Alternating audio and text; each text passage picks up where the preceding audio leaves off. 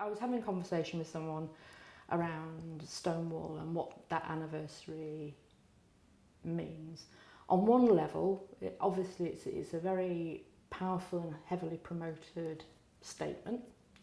There are lots of debates about who was there and who did what. There you go, there it is. But for me, it's been something that's been around a little bit. But it seems to me that the main thing is the slow progress that emerged after, because I think some people imagined that Stonewall happened, stuff changed, and that didn't happen. What you're actually looking at is 50 years of slow campaigning, steady change, the erosion of prejudice and bigotry, and it's, you know, taken all that time, and then you get those sort of bumps in the road, like you know, the you know, political acts that we've talked about earlier on. So it's not straightforward, and it's not. It's been an interesting and wriggly road, and of course there are very negative reactions along the way, and you just got to keep at it. It's 4 steps forward, 2 steps back. It's that dance. So for me, Stonewall was part of an emerging response, not just in America, but here as well, there are things going on. So, I think it's a really important marker. I think it's a brilliant thing to sort of say, look at this, because it explains some of the activism. I think I would say it wasn't that sort of mad splash event that changed the world. Everything. It made people aware, and it made people aware of possibilities.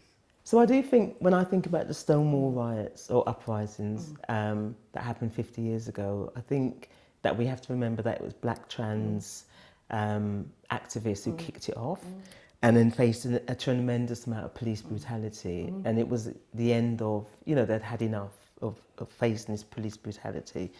So, and also we're still seeing trans people, you know, and people in the black minority ethnic communities that bearing the brunt of a lot of violence. So I think that has, I mean, things have got better for the LGBT community overall, but when you look at the numbers of people that are being brutalised, it's still the same people. Do you know what I mean? So it's a weird one when I look at everyone celebrating 50 years of Stonewall, because maybe the mainstream LGBT community are doing better in terms of, there's a whole industry around jobs and, you know, there's a lot of success in terms of integration, but some of the underlying divisions in society haven't moved on as much as you know, as you would think maybe after 50 years. You know, and like you said, it is 2 steps backwards and 2 steps forward and then 1 step backwards. But especially if we look at today, you know, my God, the people that are in the front line are still the same. They're still trans people, and they're still, you know, people in the BME LGBT communities that are still facing the brunt of the violence. So I think that we should celebrate it, but we should also focus in a little bit more about what we can do to support certain sections of the community, because I think it's just a bit too easy to say, do you know what I mean, 50 years ago this happened and now look where we are. It's magic. Yeah, it's you know, it's brilliant, but 50 years you can go, you know, that's a long time. What's changed?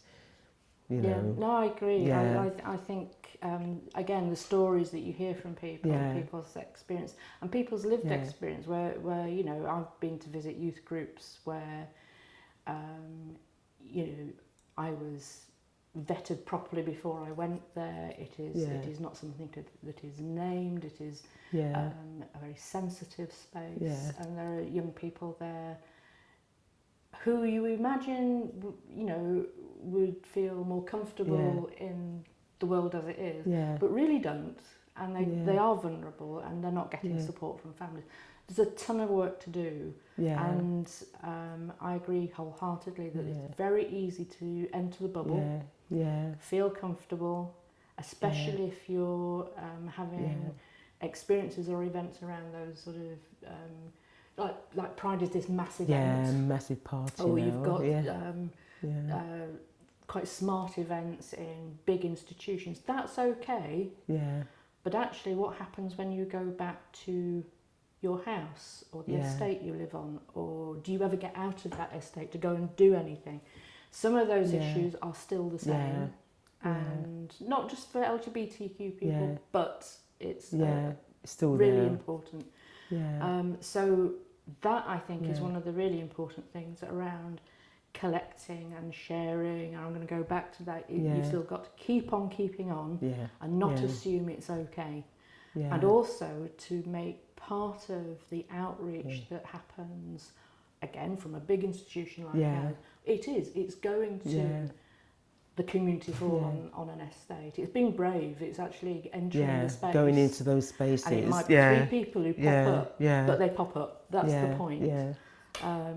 So it's not about quantity. It's about reaching out and just throwing those ropes out to people and saying, if you come over here, there is something that can happen and to make things better. And it will be safe. And it will be safe. And it will be safe. I mean, I think a lot has been done in terms of now, especially with the younger communities. They know the history a little bit more. You know, there's a number of people that are doing PhDs in, you know, BME LGBT history. I mean, there's a LGBTQ history MA actually. So do you know what I mean? So things have moved on in terms of sharing the knowledge. And I think now we're in such turbulent times, you know, people are being active now. So I think we are seeing a resurgence of. Yeah, I think it's not just collecting and chatting about it. It's actually, when I was talking about activism, it becomes a kind of resistance because it's saying this is not invisible and we are not going away. Yeah, absolutely. Somebody that was a politician said, I'm not going back in the cupboard. Yeah, okay. Or closet. Who was or wherever. Yeah. Angela Eagle.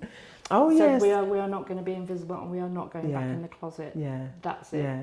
And I think that's important. I think it's really important because it's true statistically. The number of you talk about violence. I mean, you know, the number of attacks on people has increased. You know, people who are visible in the way they present are very vulnerable to things, and it's unfortunate that, you know, some of those attacks are by younger people. But it's like, as you say, we're in weird, turbulent times where all sorts of regressive messages are going out, which people are hanging on to. All the more reason to do more of this and to not move the line. In fact, push the line a bit further. We're not going backwards. Not going back. No.